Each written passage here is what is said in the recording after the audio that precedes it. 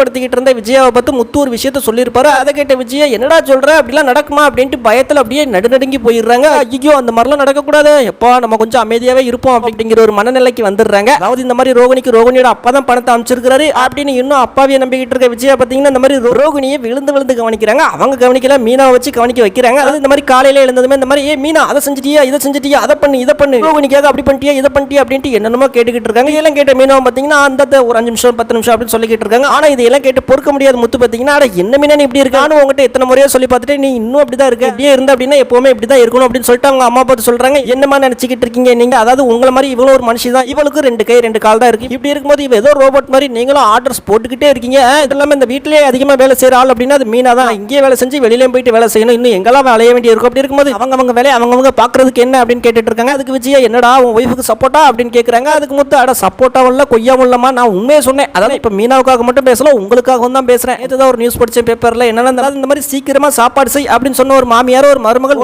ஓட விட்டு அடிச்சிருக்காங்க. அப்படி அடிச்சது மட்டும் இல்லாம ஒரு கிணத்துல தள்ளியும் விட்டுட்டாங்களா. அந்த மாதிரி நம்ம வீட்டுல நடக்காது, இருந்தாலும் அந்த மாதிரி நடந்துடக்கூடாதுல, அதுக்காக சொல்றேன் அப்படின்னு சொல்றாங்க. இதை கேட்ட விஜயா என்னடா நீ அந்த மீனாக்கு ஐடியா கொடுக்குறியா, என்ன கொல்லுவாளாவ அப்படின்னு சொல்லிட்டு இருந்தாலும் கொஞ்சம் உசாரத்தா இருக்கணும் போல அப்படிங்கிற மாதிரி சொல்லிட்டு பயங்கர பயத்துல இருந்துகிட்டு இருக்காங்க.